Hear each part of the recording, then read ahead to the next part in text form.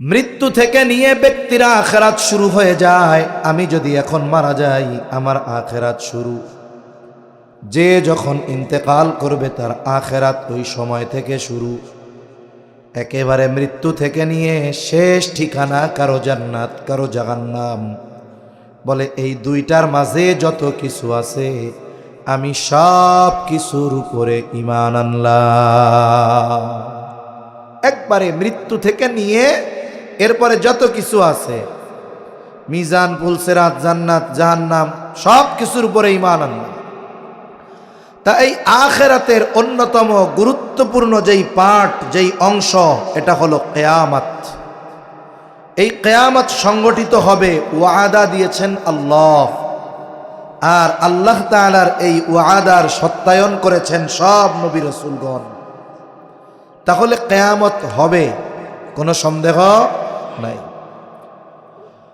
তবে কিয়ামত কখন হবে এর সুনির্দিষ্ট সময়ের জ্ঞান একমাত্র আল্লাহ তাআলার নিকট। আমার আপনার নবীজিও জানেন না কখন কিয়ামত হবে, জিবরাইল আলাইহিস সালামও জানে না। কেন জানে না? বলে আমার আপনার নবী আলিমুল গায়েব না। আলিমুল গায়েব হলেন আল্লাহ। আপনাদের অঞ্চলে হয়তো নাই, আমাদের অঞ্চলে কিছু ভাই আছে যারা নিজেদেরকে আশিকে রাসূল দাবি করে, নবীকে মুহাব্বতের দাবি করে।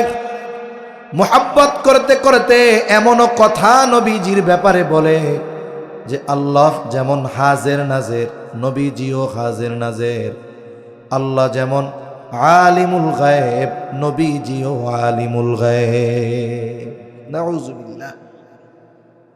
তারা বলতে চায় যে নবীজিকে যারা আলিমুল গায়েব মানে না, হাজির নাজির মানে না, তারা আমাদের বলতে চায় আমরা ওহাবি নবীর দুশমন। অথচ নবীজির নিজের কথা, আমি আলিমুল গায়েব না। আলিমুল গায়েবকে অনেক প্রমাণ দেওয়া যাবে। প্রসিদ্ধ একটা হাদিস আছে, হাদিসের এক নাম হলো হাদিসে জিবরিল, আর এক নাম হলো উম্মুস সুন্নাহ। হাদিসে জিবরিল কেন নাম? জিবরাইল আলাইহিস সালাম সাহাবায়ে কেরামের উপস্থিতিতে মানবাকৃতিতে নবীজি সাল্লাল্লাহু আলাইহি ওয়াসাল্লামের কাছে আসছেন। উদ্দেশ্য হলো সাহাবায়ে কেরামকে দ্বীনের মৌলিক বিষয়গুলো শিক্ষা দেওয়া। আসছেন জিবরাইল আলাইহিস সালাম, এই জন্য হাদিসের এক নাম হলো হাদিসে জিবরিল।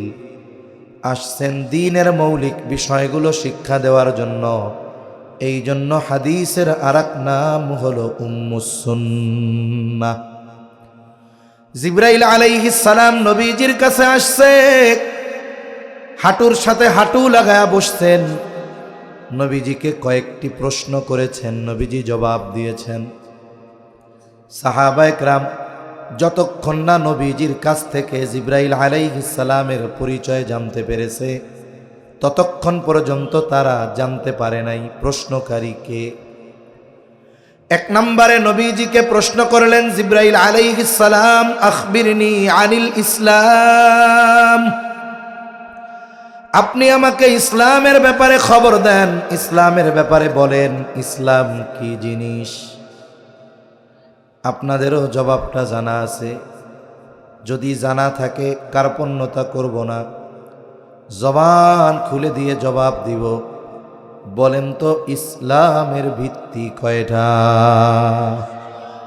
ইসলামের ভিত্তি 5টা। নবীজি এই 5টি বিষয়ের কথা বললেন।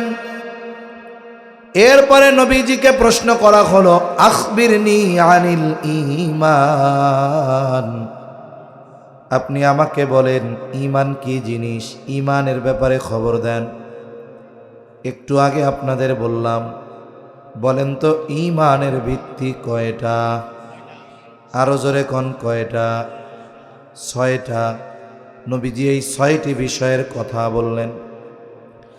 এরপরে নবীজিকে প্রশ্ন করা হলো, আখবিরনি আনিল ইহসান, আপনি আমাকে বলেন ইহসান কি জিনিস। নবীজি জবাব দিলেন, আন তা'বুদাল্লাহা কাআন্নাকা তারাহ, ফাইন লাম তাকুন তারাহু ফাইন্নাহু ইয়ারাকা।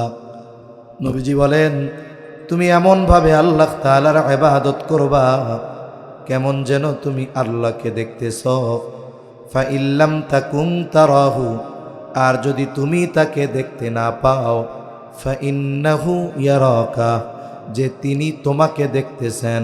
তার মানে আমি যখন ইবাদত করব, আমার মধ্যে দুই হালতের এক হালত, বলে আমি আমার রবকে দেখতেছি। যদি আমি তাকে নাও দেখি, আমাকে আপনাকে সবাইকে সর্বসময় যিনি দেখেন তিনি কে?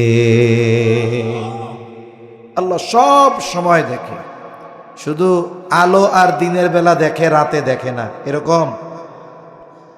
আলোতে আধারে সর্ব অবস্থায় আমার আপনার রব আমাকে আপনাকে দেখে।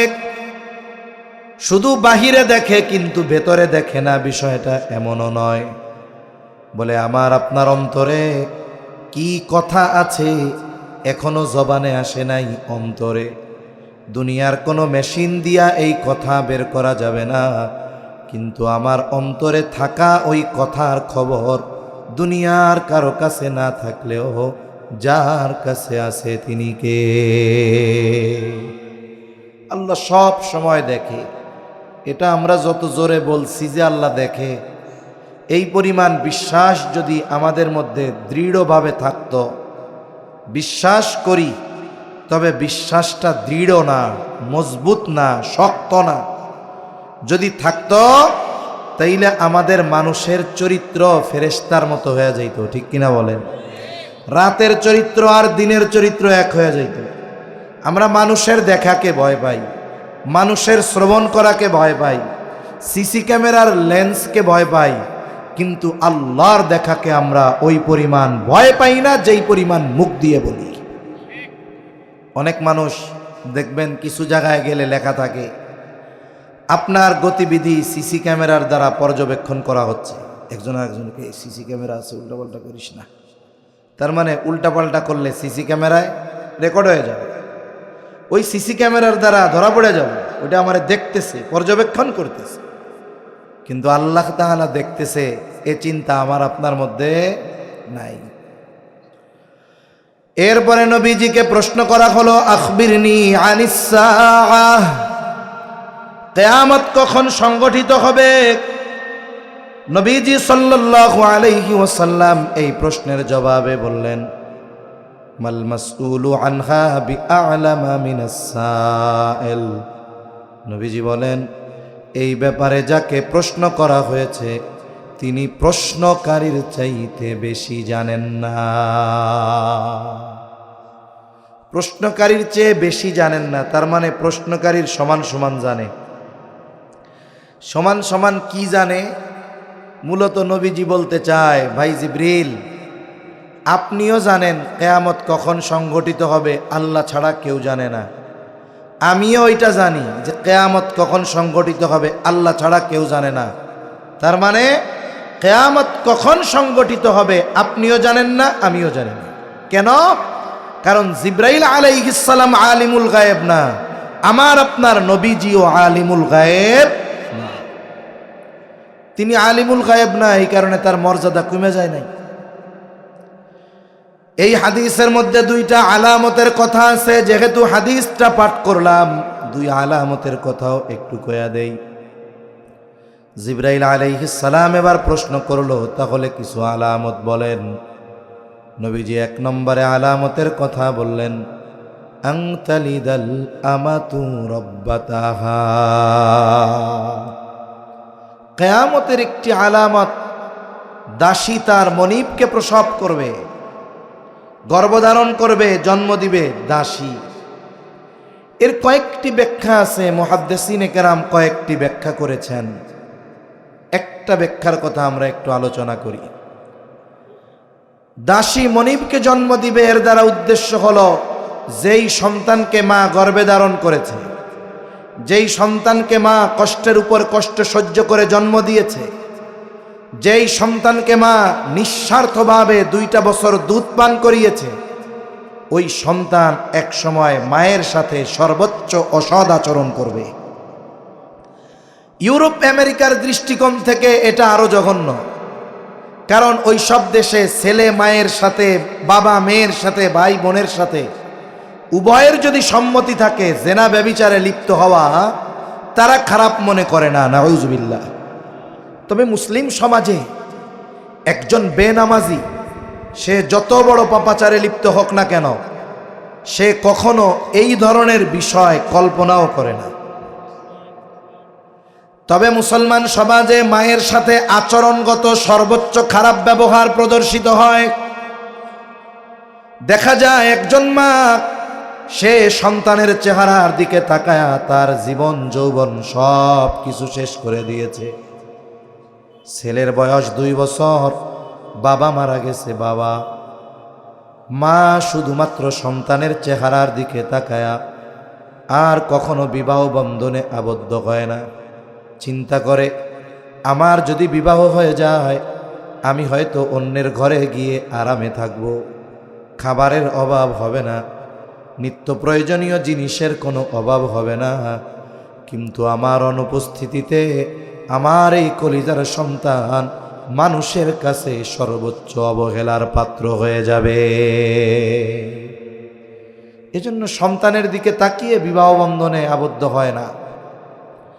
নিজে কষ্ট করে, মানুষের বাড়িতে কাজ করে, পরিশ্রম করে, মানুষের কটু কথা শ্রবণ করে, একটা উদ্দেশ্য, আমার সন্তানটাকে যদি লেখাপড়া শিখায়া কোনো মতে একটু শহরে পাঠায়া দিতে পারি, আমার কষ্ট সব দূর হয়ে যাবে, আমার আনন্দের দিন ফিরে আসবে। এই আশায় মা কত কষ্ট ত্যাগ তিতিক্ষা স্বীকার করে সন্তানকে লেখাপড়া শিখায়া শহরে পাঠায়া দিল। সন্তানও বড় চালাক চতুর, অল্প দিনে অনেক সম্পদের মালিক হয়ে গেছে। এখন ওনার নামের সাথে যোগ হয়েছে সাহেব। বুঝেন নাই? ফকিন্নির ছেলে। আমি বলতেছি কাউরে খাটো করার জন্য না। আমাদের দেশে কিছু আছে না, কিচ্ছু নাই, কিন্তু দল পার্টি কইরা কয়দিন পরে টাকা পয়সা হয়ে গেছে, এখন নামের সাথে কি লাগায়? সাহেব।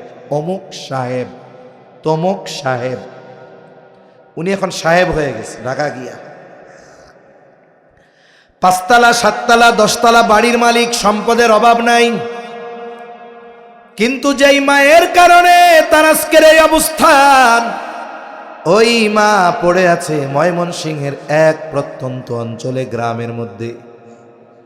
3 বেলা খাবার মতো খাবার নাই, থাকার মতো ভালো ঘর নাই, চিকিৎসা করার জন্য কোনো অর্থ নাই।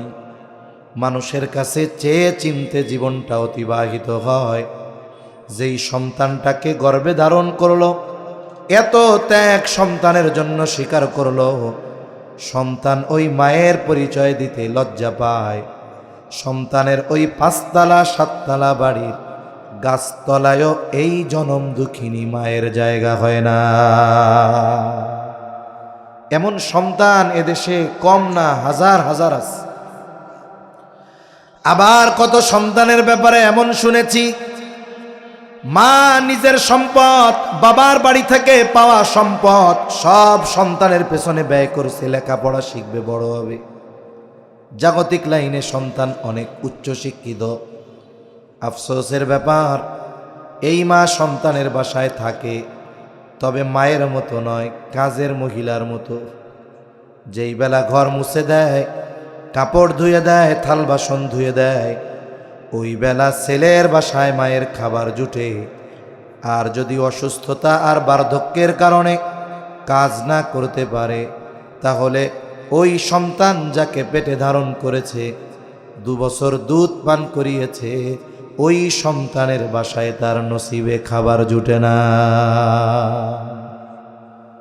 এইরকম সন্তান সময়ের সাথে সাথে বাড়তেছে না কমতেছে, এটা কিয়ামতের আলামত।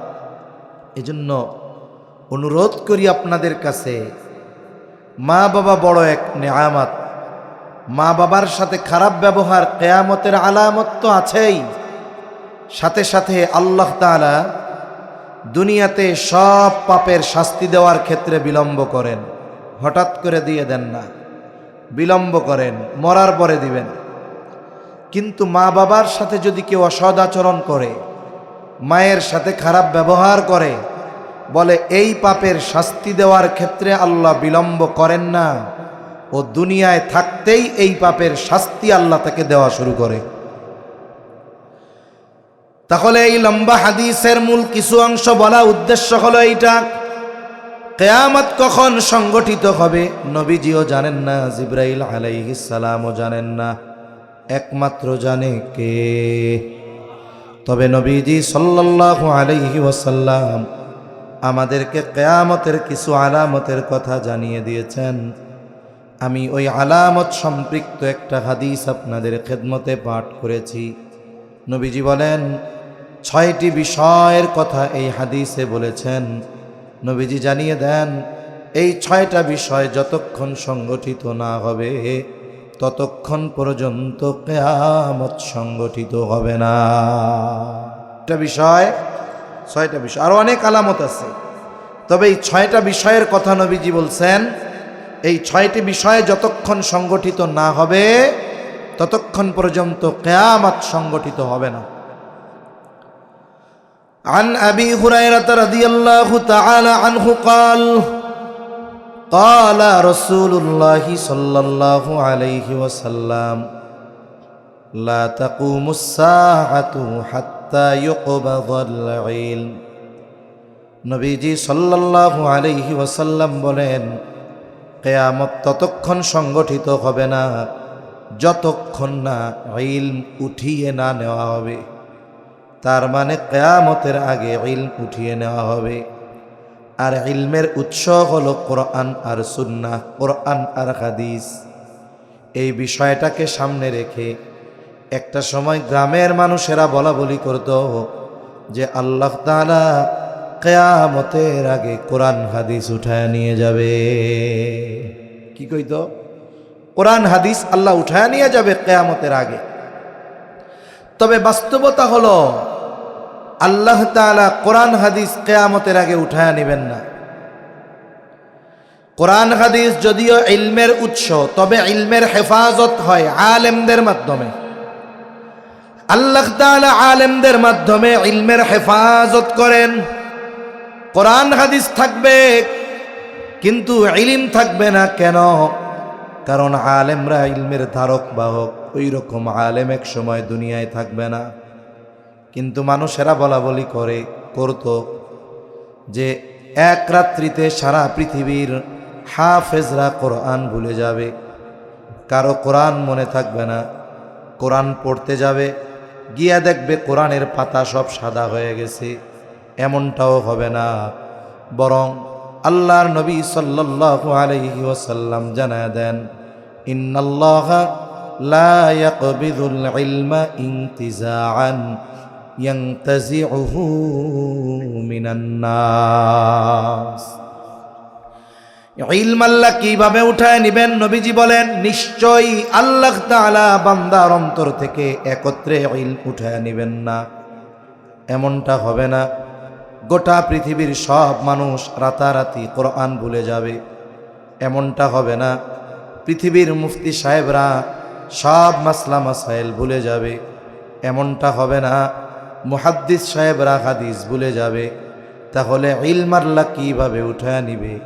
নবীজি বলেন ওয়ালাকিন ইয়াকবিদুল ইলমা বিকবদিল উলামা, বরং আলেমদেরকে উঠিয়ে নেওয়ার মাধ্যমে আল্লাহ তাআলা ইলম উঠায় নিয়ে যাবে। কোরআন হাদিস থাকবে কিন্তু বোঝানোর মতো, আমল করার মতো মুত্তাকি আলেম এই দুনিয়াতে এক সময় একটাও থাকবে না।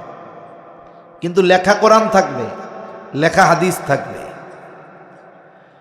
নবীজি সাল্লাল্লাহু আলাইহি ওয়াসাল্লাম আর হাদিসের মধ্যে বলেন ইউশিকু আন ইয়াতিয়া আলান নাসি জামান লা ইয়াবকা মিনাল ইসলামি ইল্লা ইসমুহু ওয়া লা ইয়াবকা মিনাল কুরআনি ইল্লা রাসমুহু মাসাজিদুহুম আমিরাতুন ওয়া হিয়া খারাবুম মিনাল হুদা। নবীজি বলেন, অচিরেই এমন এক জামানা আসবে, এমন এক সময় আসবে যখন ইসলাম নামে থাকবে, বাস্তবে প্র্যাকটিক্যাল আমলে ইসলাম থাকবে না। আমাদেরকে যদি জিজ্ঞাসা করা হয় আমাদের ধর্মের নাম কি, কন্ত আমাদের দিন কি, জোরে বলেন।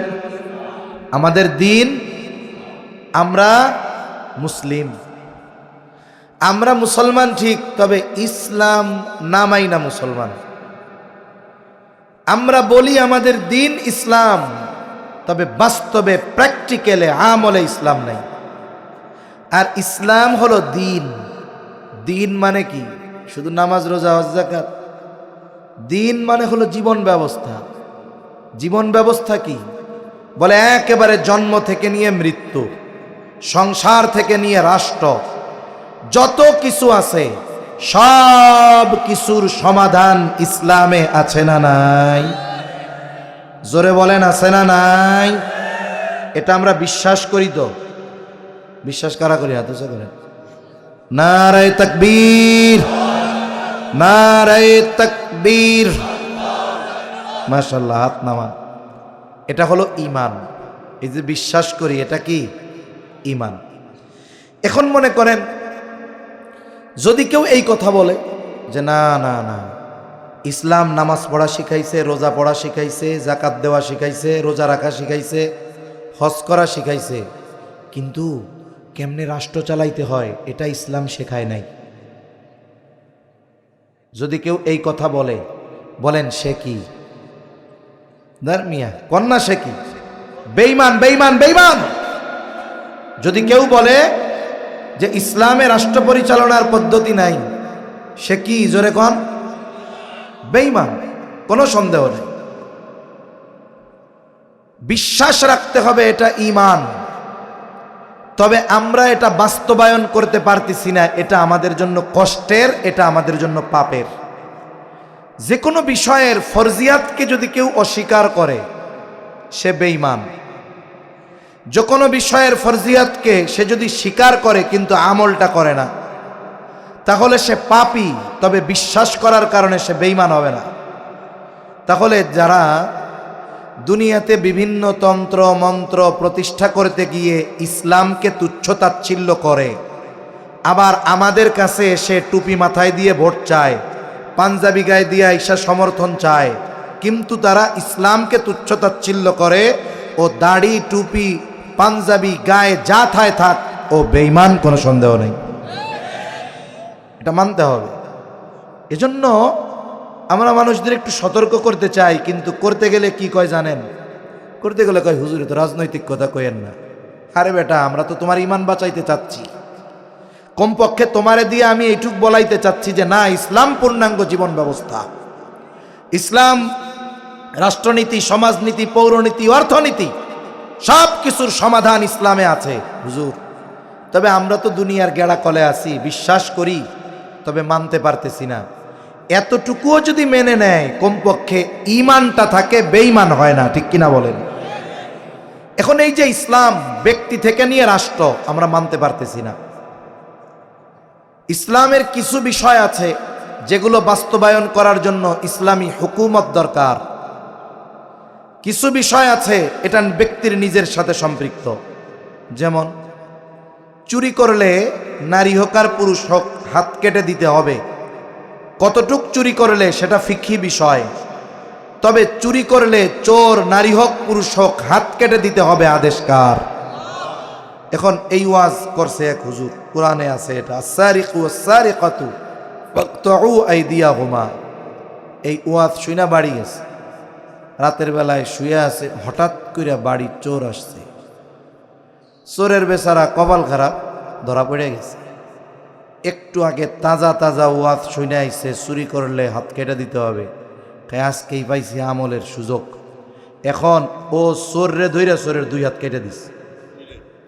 এখন বলেন তো, পরের দিন প্রশাসন আইসা চোররে ধরবে না যে হাত কাটছে তারে ধরবে? উল্টা চোররে গণসংবর্ধনা দিবে, আর চোর দইরা হাত কাইটা উনি জেলে যাবে। তা এই যে চোর ধরছেন, হাত কাটার দায়িত্ব আপনার না, হাত কাটার বাস্তবায়ন আপনাকে করতে বলে নাই ইসলাম, এটা করবে বিচারক। ইসলামী রাষ্ট্রের বিচারকের দায়িত্ব এটা।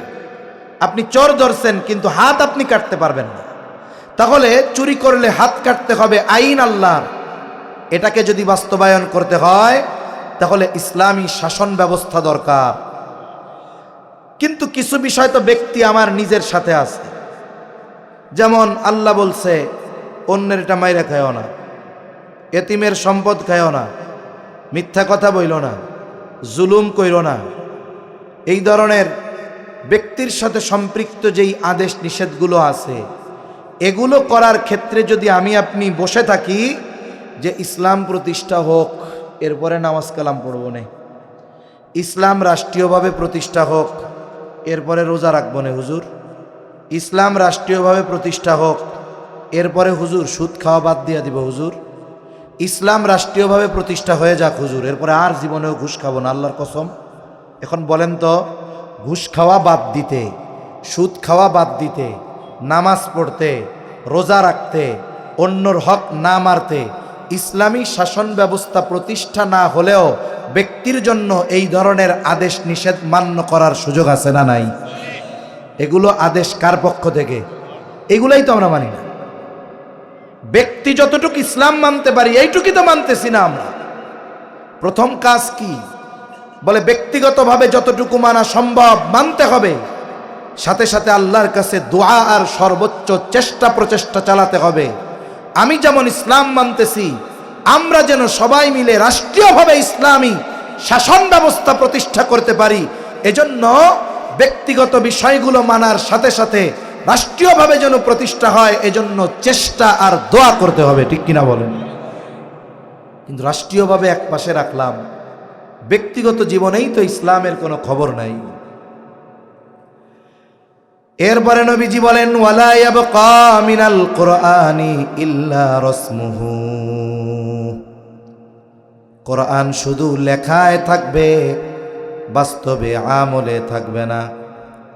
কোরআন শুধু তিলাওয়াত করে সওয়াব অর্জনের কিতাব নয়, বলে কোরআন হলো হুদাল্লিল মুত্তাকিন, কোরআন হলো মুত্তাকিনদের জন্য পথপ্রদর্শক, মুমিনদের জন্য কোরআন হলো অরিজিনাল সংবিধান। এই কোরআনের আমল এক পাশে রাখেন, তিলাওয়াত এখন নাই। তিলাওয়াত আছে? নাই। আগে একটা সময় আমরা দেখছি ছোটবেলায়, আমার এখনো মনে আছে,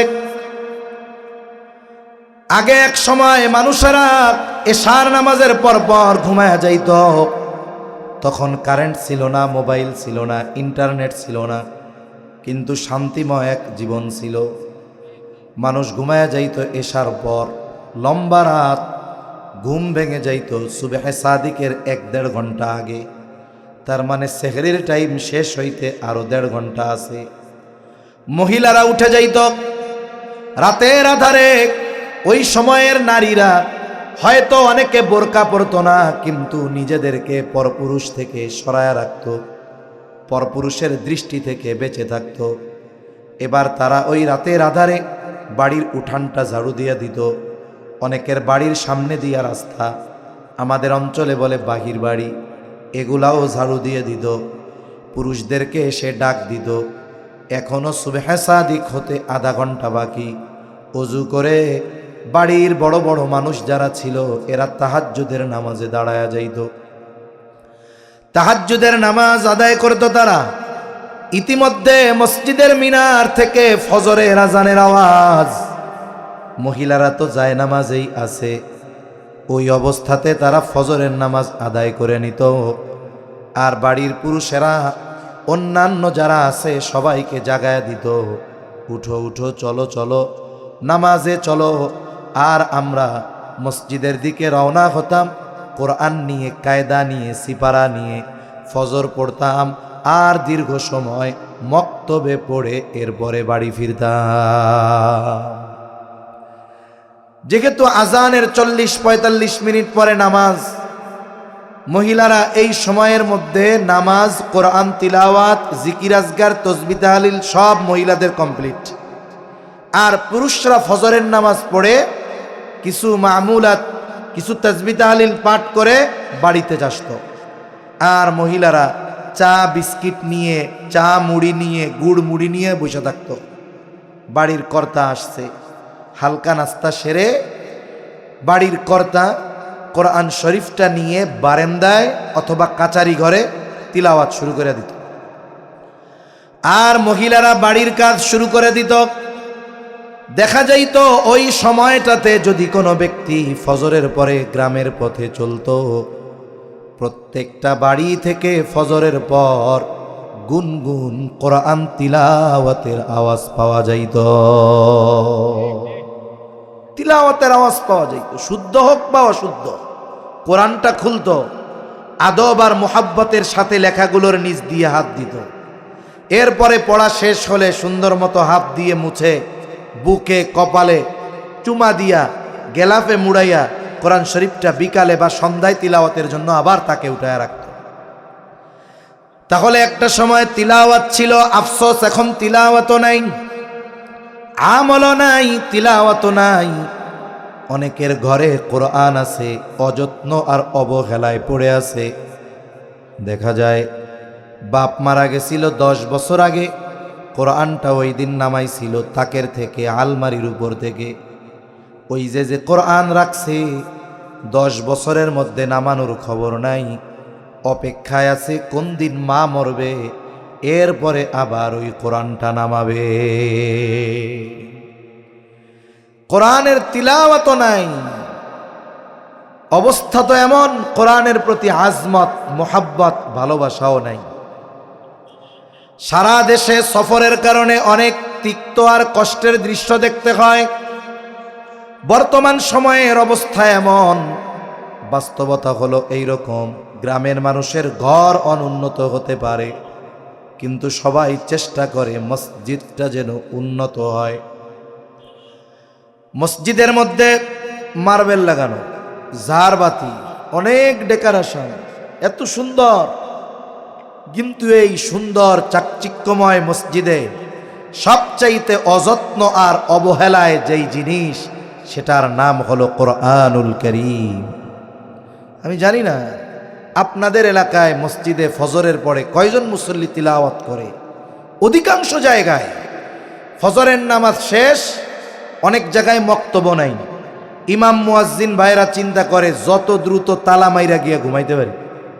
যদি 2-4 জন মুসল্লি তিলাওয়াত করে, অনেক সময় মসজিদের খাদেম বিরক্ত হয়, বুড়া কাম পায় না, তিলাওয়াত করতেছে, বাড়ি গিয়ে করলেই তো হয়। আছে না নাই?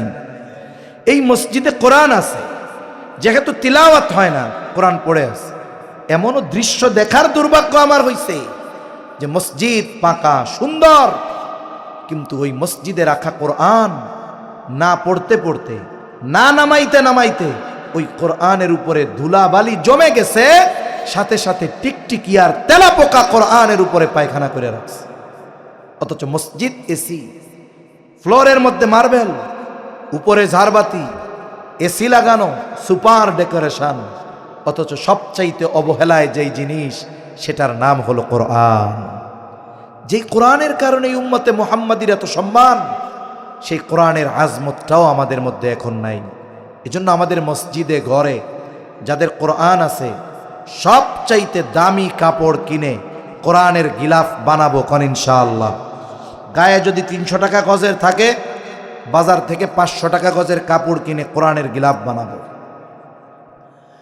কথা অনেক দূর চলে যাচ্ছে। কথা হলো, আল্লাহর নবী বলেন, আল্লাহ তাআলা বান্দার অন্তর থেকে একত্রে ইলম উঠায় নেন না, তবে আলেমদেরকে উঠিয়ে নেওয়ার মাধ্যমে ইলম উঠায় নিয়ে যান। সম্প্রতি সময়ে কাছাকাছি অতীতে যেই সমস্ত মুহাক্কিক উলামায়ে কেরাম ইন্তেকাল করেছেন, যেমন শাইখুল ইসলাম আল্লামা শাহ আহমদ শফি রহমাতুল্লাহি আলাইহি, মুফতি আব্দুস সালাম চটগামি রহমাতুল্লাহি আলাইহি, শাইখুল হাদিস আল্লামা আজিজুল হক রহমাতুল্লাহি আলাইহি, শাইখ বালিয়া রহমাতুল্লাহি আলাইহি, এই ধরনের যত মুরব্বীরা দুনিয়া থেকে চলে গেছে, ওনারা চলে যাওয়ার পর ওনারা যেই দায়িত্বে ছিলেন, ওই দায়িত্বে আর একজন বসছে। হাটহাজারীর প্রধান মুফতি ছিলেন আব্দুস সালাম চটগামি রহমাতুল্লাহি আলাইহি। উনি ইন্তেকাল করেছে। ওনার দায়িত্ব নিয়ে আরেকজন ওনার চেয়ারে বসেছে। কিন্তু বলেন তো, আব্দুস সালাম চট্টগ্রামী রহমাতুল্লাহি আলাইহির যে ইলম আর তাকওয়া আর যোগ্যতা, এখন যিনি আছেন তিনিও যোগ্যতা সম্পন্ন, কিন্তু এনার ইলম তাকওয়া আর যোগ্যতা আব্দুস সালাম চট্টগ্রামী রহমাতুল্লাহি আলাইহির সমপরিমাণ হবে নাকি? হবে না। যারা চলে গেছে তাদের অবস্থান এই জায়গায়, যারা আছে তাদের অবস্থান এই জায়গায়। তাইলে এনারা যখন চলে যাবে, এরপরে যারা থাকবে তাদের অবস্থান এই জায়গায়। এভাবে হতে হতে এই সংখ্যাটা শূন্যতে পৌঁছিয়ে যাবে। তখন কোরআন হাদিসের লেখা থাকবে, কিন্তু বোঝার মতো, বোঝানোর মতো, এর গভীরতা উপলব্ধি করার মতো, মানুষকে ওই উপলব্ধিটা বোঝানোর মতো মানুষ এ দুনিয়ায় থাকবে না। নবীজি এর পরে বলেন, তখন মানুষেরা জাহেলদেরকে ধর্মীয় নেতা হিসাবে গ্রহণ করবে। মানুষেরা ওই জাহেলের কাছে গিয়ে ফতোয়া জিজ্ঞাসা করবে, জাহেল ফতোয়া দিয়ে দিবে। নবীজি বলেন, ফতোয়া প্রদানকারী আর ফতোয়া অনুসরণকারী উভয়ে পথভ্রষ্ট হয়ে যাবে। তাহলে এক নম্বর কথা, কিয়ামতের আগে আল্লাহ ইলম উঠিয়ে নিবেন। যতক্ষণ না ইলম উঠিয়ে না নেওয়া হবে, কিয়ামত হবে না। তার মানে ইলম যদি দুনিয়ায় থাকে, কিয়ামত আমাদের থেকে দূরে থাকবে। এখন আমাদের করণীয় কি? এক নম্বর, উলামায়ে কেরাম যারা আছেন দুনিয়াতে এখন, তাদের নেক হায়াত চেয়ে আল্লাহর কাছে দোয়া করা। দুই নম্বর, ইলমের চর্চা হয় কোথায়? বলে মাদ্রাসায়। এই মাদ্রাসাগুলোর প্রতি আমাদের যত্নবান হওয়া দরকার। এই যে মাদ্রাসাতুল আকসা যেই ভাইয়েরা প্রতিষ্ঠা করেছেন, ওনাদেরকে আল্লাহ তাআলা জাগতিক অনেক সম্পদ দিছে। ওনারাও যদি চাইতেন আরাম আয়েশ ভোগ বিলাসে দুনিয়ার হায়াত কাটিয়ে দিতে পারতেন। এত সুন্দর এক দিনই প্রতিষ্ঠান হচ্ছে, এই প্রতিষ্ঠানগুলোয় কি হবে? ছোট ছোট বাচ্চারা ভর্তি হবে, তারা কোরআন শিখবে, হাদিস শিখবে, ইলম শিখবে। আজকের এই ছোট বাচ্চা এক সময় বড় হয়ে হাটহাজারী যাবে, নানুপুর যাবে, ফরিদাবাদ যাবে, যাত্রাবাড়ি যাবে, পটিয়া যাবে, মেখল যাবে। এই ছোট বাচ্চারা একদিন ওই সমস্ত দ্বীনি প্রতিষ্ঠানে যাবে, যুগ শ্রেষ্ঠ মুহাক্কিক বুজুর্গদের সোহবতে থেকে ইলমের হেফাজতকারী হবে। এজন্য মাদ্রাসা যতদিন থাকবে, কিয়ামত আমাদের থেকে দূরে থাকবে। কেন? মাদ্রাসা যতদিন থাকবে ইলমের চর্চা থাকবে, ইলমের চর্চা যতদিন থাকবে ইলমের হেফাজতকারীরা আলেমরা থাকবে, আর আলেম থাকবে, ইলম থাকবে, আল্লাহ তাআলা এদের সম্মানে কিয়ামতকে দূরে সরায় রাখবে। সুবহান। এজন্য মাদ্রাসাগুলোর প্রতি আমরা যত্নবান হব ইনশাআল্লাহ। দুই নম্বর, নবীজি সাল্লাল্লাহু আলাইহি ওয়াসাল্লাম বলেন, ওয়া তাকসুরাজ জালাজিলু, কিয়ামতের আগে জালজালা ভূমিকম্প বেড়ে যাবে। ভূতত্ত্ববিদরা বলেন 21 শতাব্দীতে ভূমিকম্প বাড়ছে। শুধু তাই না, ওনারা বলেন পৃথিবীতে দৈনিক 50,000-এর উপরে ভূমিকম্প হয়, কিন্তু কম্পনের মাত্রা তীব্র না হওয়ায়, এই মাত্রা কম হওয়ার কারণে এই ভূমির কম্পন মানুষ অনুভব করতে পারে না। ভূমিকম্প মানুষ অনুভব করতে পারে না, কিন্তু মাঝে মধ্যে যখন একটু কাঁপাকাঁপি বেশি হয় তখন অবস্থা খারাপ হয়ে যায়। ভূমিকম্প হওয়ার কারণ হিসাবে ভূতত্ত্ববিদরা বলেন টেকটনিক প্লেটের নড়াচড়ার কারণে ভূমিকম্প হয়। এই যে পৃথিবীর স্থলভাগ, এটা একসাথে লাগানো না, এটা আলাদা আলাদা করা আছে, যেটাকে বলে ফল্ট লাইন। বিশাল একটা ফল্ট লাইনকে কেন্দ্র করে একটা প্লেট আলাদা। যেমন আমরা আছি ইন্ডিয়ান প্লেটে, আমাদের পাশে ইউরেশিয়া প্লেট, আর এক পাশে বার্মা প্লেট। তা এই জমিন একটা অংশ আর একটা অংশের সাথে হালকা হালকা ধাক্কা লাগে, ঘষাঘষি লাগে, একটা একটারে চাপ দেয়। চাপ দেওয়ার ফলে কি হয় জানেন? এই চাপের কারণে পাহাড়ের উচ্চতা বাড়ে, প্রতি বছর কিছু কিছু বাড়ে। এই চাপের মাত্রা মৃদু, কিন্তু এর ক্ষতি বড় ভয়াবহ। যখন চাপের মাত্রাটা বেশি হয়, ধাক্কার মাত্রা বেশি হয়, ঘর্ষণের মাত্রা বেশি হয়, তখন ওই যে ঢাকা শহরে ভূমিকম্প যেদিন হয়েছিল বেশি 5.7 মাত্রার, আমরা ছিলাম ঢাকায়। কি পরিস্থিতি! মুহূর্তের ভিতরে মানুষের আর্তনাদ, সব রাস্তায় নেমে গেছে। বিল্ডিংটা এরকম তাকায় দেখতেছি, ভাবতেছি এই বুঝি মাথার উপরে ছাদ ভেঙে পড়ে। 5.7 মাত্রার ভূমিকম্প। এই ভূমিকম্প জমিনে সংগঠিত একটি মুসিবত, বিপর্যয়। এমন এক বিপর্যয়, অনেক সময় কিছু বিপর্যয়ের খবর আগের থেকে দেওয়া যায়, কিন্তু ভূমিকম্প এমন এক বিপর্যয়, এর কোনো পূর্বাভাস দেওয়ার কোনো সুযোগ পাওয়া যায় না। মনে করেন যদি এমন হয় ঘূর্ণিঝড় হবে, আবহাওয়াবিদরা অনেক সময় কি খবর দেয় যে ঘূর্ণিঝড়টি বঙ্গোপসাগরের উপকূল থেকে 1000 কিলোমিটার দক্ষিণে আছে। 1000 কিলোমিটার দক্ষিণে আছে এখনো। তা আগামীকাল সকাল নাগাদ এই ভূমিকম্প উপকূলে আঘাত হানতে পারে।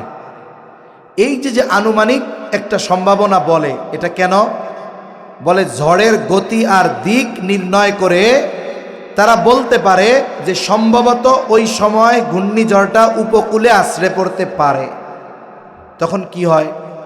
উপকূলে যারা বসবাস করে তাদের নিরাপদে সরায় আনে, সতর্কতা সংকেত দেখানো হয়। কিন্তু ভূমিকম্প এমন এক মুসিবত, বলে সংগঠিত হওয়ার 1 সেকেন্ড আগেও পৃথিবীর কোনো প্রযুক্তি বলতে পারে না একটু পরে ভূমিকম্প হবে। এখন এই ভূমিকম্প হওয়ার মূল কারণ কি? ভূতত্ত্ববিদরা বলতেছে টেকটনিক প্লেটের নড়াচড়ার কারণে হয়। আর আমার আল্লাহ কি বলেন? আল্লাহ বলেন যাহারাল ফাসাদু ফিল বাররি ওয়াল বাহরি বিমা কাসাবাত আইদিন নাস। আল্লাহ তাআলা বলেন পানিতে স্থলে যত ধরনের বিপর্যয় সংগঠিত হয় সব মানুষের হাতের কামাই। তার মানে ভূমিকম্প হওয়ার কারণ হলো আমাদের পাপ, আমাদের অন্যায়। এই পাপ আর অন্যায়ের কারণে ভূমিকম্প হয়।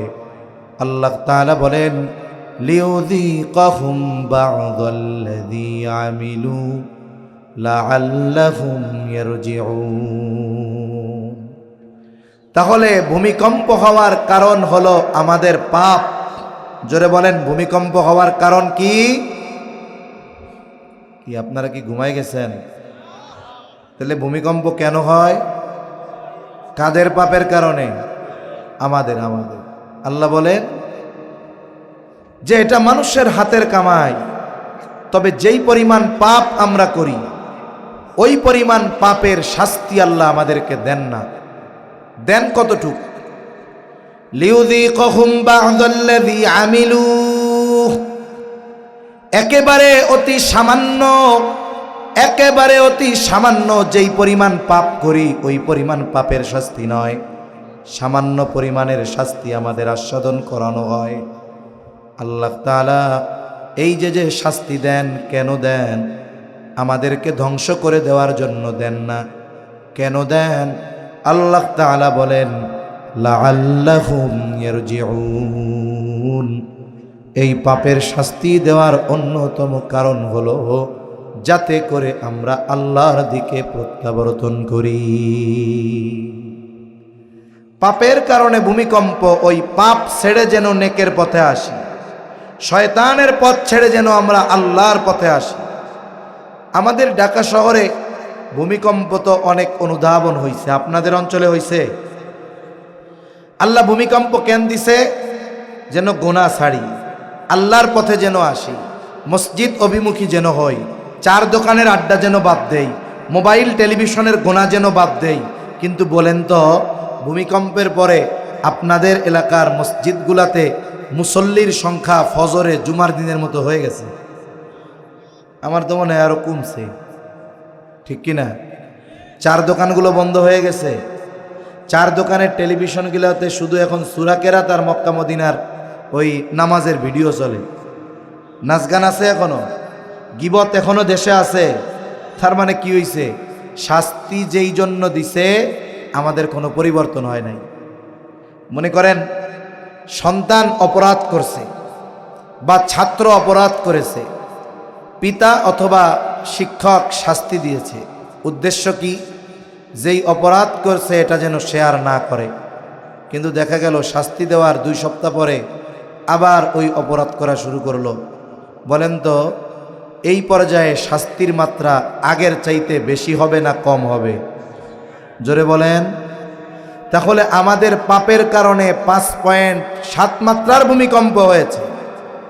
আমরা যদি আমাদের পাপ থেকে না ফিরি, আল্লাহর পথে যদি না আসি, দ্বীনের পথে যদি না আসি, তাহলে ভবিষ্যতে 5.7 না 7.5 মাত্রার ভূমিকম্প আমাদের উপরে আসতে পারে, ঠিক কিনা বলে?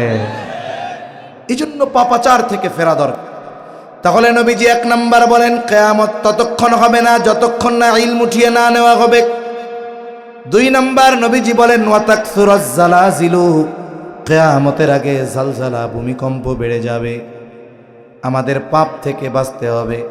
বলতে পারেন হুজুর, আমরা ময়মনসিংহের এই কয়জন মানুষ যদি পাপ ছেড়ে দেই তাহলে কি আর ভূমিকম্প হবে না? বলে হবে। তবে হ্যাঁ, আমরা তো আল্লাহর কাছে বলতে পারবো, আল্লাহ আমি পাপ করি নাই, অধীনস্থদেরকে পাপ থেকে ফিরায় রাখছি।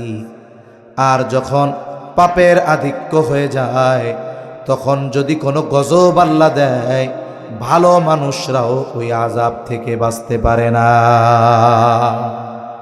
তবে আল্লাহর কাছে জবাব দেওয়ার সুযোগ থাকবে, ও রব আমরা তো পাপাচারে লিপ্ত ছিলাম না, আমি পাপ করি নাই, অধীনস্থদের বাঁচিয়েছি, কিন্তু আমার সমাজ রাষ্ট্র এনাদেরকে তো পাপ থেকে ফেরানোর মতো সুযোগ আমার নাই, এজন্য আমারে আপনি মাফ করেন। আশা করা যায় আল্লাহ তাআলা এই কারণে মাফ করে দিতে পারেন কি পারেন না? 3 নাম্বার নবীজি সাল্লাল্লাহু আলাইহি ওয়াসাল্লাম বলেন ওয়ায়াতাকারাবাজ জামান, নবীজি বলেন কিয়ামতের আগে সময় সংকুচিত হয়ে যাবে। মুহাদ্দিসিনে কেরাম বলেন এটার দ্বারা উদ্দেশ্য হলো সময় থেকে বরকত উঠে যাবে। সময়ের মধ্যে বরকত থাকবে না। সময় হলো এমন এক জিনিস, এটা রাবারের মতো। কিসের মতো? রাবারের মতো। মনে করেন এটা 10 ইঞ্চি, কয় ইঞ্চি? এটা একটা রাবার। এটার যদি আমি টান দেই এটা 100 ইঞ্চি হয়ে যাবে। তা 100 ইঞ্চি হওয়ার পরে এই রাবারটা লম্বা হওয়ার পরে আপনারা কেউ বলবেন যে না এটা এখন স্বর্ণ হয়ে গেছে? কি বলবেন? রাবারই আছে। বলে সময় হলো রাবারের মতো। ব্যক্তি তার আমল কর্মের মাধ্যমে সময়কে প্রলম্বিত করতে পারে, আবার ব্যক্তি তার কর্মের মাধ্যমে সময়কে সংকুচিত করে ফেলতে পারে। এই পৃথিবীর অন্যতম আলেমে দ্বীন জাস্টিস মুফতি তকি উসমানী দামাত বারকাতুহুমুল আলিয়া হযরত সময়ের মূল্যায়ন নিয়ে বয়ান করতে গিয়ে বলেন যে সময় হলো মানুষের কর্মের মাধ্যমে এটা প্রলম্বিত হয়, বরকতময় হয়, আর মানুষের কর্মের মাধ্যমে এটা সংকুচিত হয়ে যায়, বরকত শূন্য হয়ে যায়। তাহলে আমরা আমাদের সময়গুলোকে যদি নেকের কাজে কাটাই, আমাদের সময়ের মধ্যে বরকত দিবেন কে? ভালো কাজে সময় ধীরে ধীরে যায়, অহেতুকার গুনার কাজে সময়টা দেখবেন দ্রুততার সাথে চলে যায়। অনেক সময় মসজিদে যদি ইমাম সাহেব কেরাতটা লম্বা করে, অন্যান্য দিন ইমাম সাহেবের 10 মিনিট নামাজে লাগে, আজকে যদি 15 মিনিট লাগে, কেরাতটা যদি একটু লম্বা হয়, বলেন তো ইমামের এই কেরাত লম্বার কারণে মুসল্লিরা ইমাম সাহেবকে একটা সিগনাল দেয়। সিগনাল বলেন তো কি দিয়া সিগনাল দেয়? তার মানে কয় হুজুর কেরাত তো লম্বা করেন, ছোটখাটো করেন।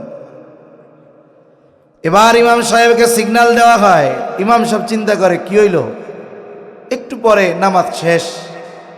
অন্য দিন 10 মিনিট লাগছে, আজকে 15 মিনিট। বেশি লাগছে কয় মিনিট? জোরে কন্যা কয় মিনিট? 5 মিনিট। এখন এই 5 মিনিট আমার ব্রেনের মধ্যে মনে হয় যে সময়টা অনেক লম্বা যাইতেছে, অথচ এই 5 মিনিট আসি কিসের মধ্যে? ঈমানের পরে সবচাইতে গুরুত্বপূর্ণ ইবাদত নামাজের মধ্যে। ওইখানে আল্লাহর সাথে বান্দার কথোপকথন চলতেছে, অথচ এই 5 মিনিট সময়টা আমার আপনার যায় খুব ধীরে ধীরে ধীরে। এজন্য ব্রেন বলে সময়টা ধীরে যাচ্ছে, অথচ ওই ব্যক্তি যে নামাজের মধ্যে কাশাকাশি করছে যে কেরাত লম্বা হইতেছে, ওই ব্যক্তি নামাজ শেষ করে চায়ের দোকানে বসছে সকাল 6টা, একটানা বসছে 5 ঘন্টা, উঠছে সকাল 11টায়, 5 মিনিট নামাজের মধ্যে সহ্য হয় নাই, কিন্তু 5 ঘন্টা এক জায়গায় বসে আড্ডা দিছে, চোখের পলকে সময় চলে গেছে, সে টেরও পায় নাই। ঠিক কিনা বলেন? তাহলে কি হলো? বলে এই সময়টা বরকত শূন্য, এজন্য দ্রুততার সাথে চলে গেছে। আমরা আমাদের সময়গুলোকে যদি ভালো কাজে কাটাই, সময় বরকতময় হবে, লম্বা হবে। এই দুনিয়াতে আল্লাহ তাআলা আমাদেরকে যত নেয়ামত দিয়েছেন, এর মধ্যে অন্যতম নেয়ামত হলো হায়াত, সময়। কত বড় নেয়ামত, এখন বুঝতেছি না মূল্য, হয়তো যখন বুঝবো তখন করার কিছু থাকবে না।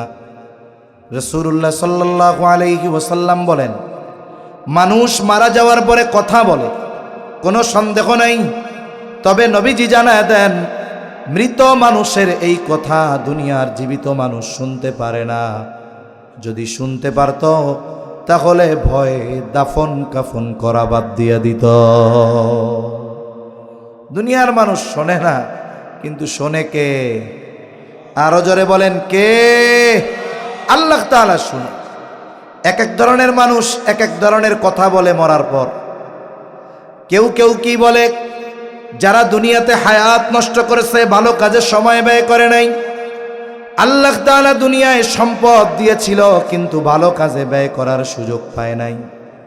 ওই লোকগুলো মৃত্যুর পরে আল্লাহর কাছে ফরিয়াদ করে বলে, ফায়াকুলা রব্বি লাউলা আখরতানি ইলা আজালিন করিব ফাআসাদ্দাক ওয়া আকুম মিনাস সালিহিন। ওই লোকগুলো বলবে, ও রব, আমাকে যদি সামান্য সময়ের জন্য অবকাশ দেওয়া হইতো, কিছু সময়ের জন্য যদি আবার দুনিয়ায় যাওয়ার সুযোগ দেওয়া হইতো। দুনিয়ায় তো হরেক রকমের কাজে ব্যস্ত ছিলাম, সম্পদ তো দিয়েছিলেন, সদকা করতে পারি নাই। ফাআসাদ্দাক, যদি একটু অবকাশ দিতেন আমি গিয়ে সদকা করতাম। ও রব, হায়াত তো দিয়েছিলেন, ভালো কাজ করতে পারে নাই, আপনি যদি আবার একটু সুযোগ দিতেন, ওয়া আকুম মিনাস সালিহিন, আমি সৎ কর্মশীলদের অন্তর্ভুক্ত হয়ে যাইতাম।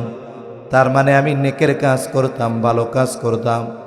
বলেন তো, মৃত্যুর পরে ওই ব্যক্তি যত করুণার সাথে আল্লাহ তাআলার কাছে একটু সময় প্রার্থনা করুক না কেন, আল্লাহ তাআলা একটা সেকেন্ডের জন্য ওই ব্যক্তিকে পুনরায় দুনিয়ায় আসার সুযোগ দিবে নাকি? অথচ যেই জিনিসটার মূল্য বুঝে আল্লাহর কাছে ফরিয়াদ করবে, সেই হায়াত আমরা যারা বেঁচে আছি আমাদের আছে না নাই? জোরে কোন আছে না নাই? তাহলে একটু চিন্তা করা দরকার যে এ হায়াত আমি কোথায় ব্যয় করতেছি, এ সময় আমি কোথায় ব্যয় করতেছি, চিন্তা করার দরকার আছে না নাই? শুনুন, হাজার হাজার কোটি টাকার মালিক, সেও 1000 টাকা খরচ করার আগে চিন্তা ভাবনা করে যে আমি এটা খরচ করতেছি কেন করব, হিসাব করে। 1000 কোটি টাকার চাইতে হায়াতের দাম বেশি না কম? জোরে বলেন, বেশি না কম? হায়াতের দাম অগণিত বেশি। যদি আমরা বেঁচে থাকি, সম্পদ উপার্জন করা যাবে যদি হায়াত থাকে, কিন্তু যদি হায়াত ফুরিয়ে যায়, 1000 কোটি নয়, গোটা পৃথিবীর সব সম্পদ দিয়ে একটা সেকেন্ড হায়াত কেনা যাবে? জোরে বলেন, যাবে? তাহলে আমাদেরকে চিন্তার দুয়ারে করাঘাত করা দরকার যে আল্লাহর দেওয়া এই নিয়ামত হায়াত আমরা আমাদের কাজের মাধ্যমে বরকত শূন্য করে ফেলতেছি। কেউ চায়ের দোকানে বসে, কেউ গিবতের মজলিসে বসে, কেউ টেলিভিশনের সামনে বসে, কেউ মোবাইলের সামনে বসে, কেউ ফেসবুক ইউটিউবের মাধ্যমে আল্লাহর দেওয়া এই দামি নিয়ামত হায়াত আমরা নষ্ট করে ফেলতেছি। প্রতিজ্ঞাবদ্ধ হন নিজের সাথে, আজকে থেকে আমি আমার সময়গুলোকে অহেতুক মন্দ আর গুনার কাজে ব্যয় করব না। জবান খুলে বলেন ইনশাআল্লাহ। আল্লাহ তৌফিক দান করেন। 4 নম্বর, নবীজি সাল্লাল্লাহু আলাইহি ওয়াসাল্লাম বলেন, ওয়া তাযহারাল ফিতান, কিয়ামতের আগে ফিতনা প্রকাশ পাবে। এখানে উদ্দেশ্য হলো দাজ্জালের ফিতনা। দাজ্জাল যতক্ষণ আগমন না করবে কিয়ামত সংগঠিত হবে না। দাজ্জালের ফিতনা হবে এই উম্মতের জন্য সবচাইতে বড় মুসিবতের ফিতনা। তবে নবীজি উম্মতের প্রতি বড় রহম দিল। উম্মতকে নবীজি আমল শিখায় দিয়ে গেছেন, সূরা কাহাফের আমল। নবীজি বলেন, জুমার দিন যারা সূরা কাহাফ তিলাওয়াত করবে, আল্লাহ তাআলা ওই তিলাওয়াতকারীকে দাজ্জালের ফিতনা থেকে হেফাজত করবে। সূরাটা তো বেশ বড়, সবার জন্য পড়া তো কঠিন। নবীজি আর এক হাদিসের মধ্যে বলেন, যেই ব্যক্তি জুমার দিন সূরা কাহাফের 10 আয়াত তিলাওয়াত করবে, আল্লাহ রাব্বুল আলামিন ওই ব্যক্তিকে দাজ্জালের ফিতনা থেকে হেফাজত করবে।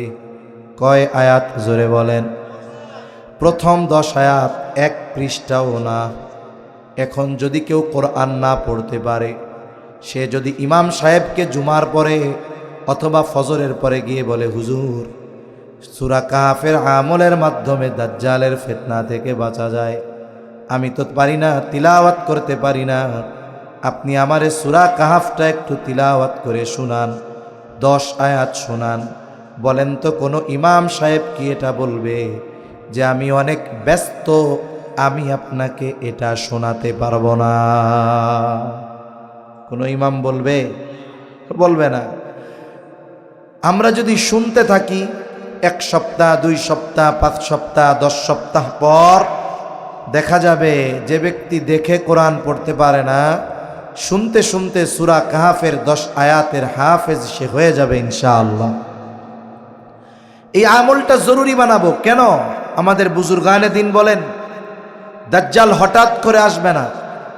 দাজ্জাল আগমনের প্রেক্ষাপট, ক্ষেত্র তৈরি করার জন্য দাজ্জাল আগমনের আগেও হরেক রকম বড় বড় ফিতনার আগমন ঘটবে। ওই ফিতনাগুলাও বড় বড় ফিতনা। মানুষের সত্য মিথ্যা পার্থক্য করা কঠিন হয়ে যাবে, হক বাতিল নির্ণয় করা কঠিন হয়ে যাবে। ওই সময়ও যারা সূরা কাহাফের এই আমল করবে, আশা করা যায় এই আমলের বরকতে আল্লাহ তাআলা আমলকারীকে দাজ্জাল আগমনের আগে যত ফিতনা আছে সমস্ত ফিতনা থেকে আল্লাহ হেফাজত করবে। তাহলে আমলটা করব তো ইনশাআল্লাহ। বুজুর্গানে দিন বলেন, এই আমলটা আমরা আমাদের জন্য জরুরি বানাবো। কত জরুরি? বেঁচে থাকার জন্য শ্বাস প্রশ্বাস যত জরুরি, ওই রকম জরুরি আমরা এই আমলটাকে বানাবো ইনশাআল্লাহ। নবীজির কাছে 2 জন মহিলার খবর আসছে। একজনের ব্যাপারে বলা হলো, ইয়া রাসূলুল্লাহ, এই মহিলা এমন কোনো আমল নাই যেটা সে করে না। ফরজ, ওয়াজিব, সুন্নাতে মুআক্কাদা সহ দৈনিক কোরআন তিলাওয়াত, তাসবিহ, তাহলিল, আওয়াবিন, ইশরাক, চাশতের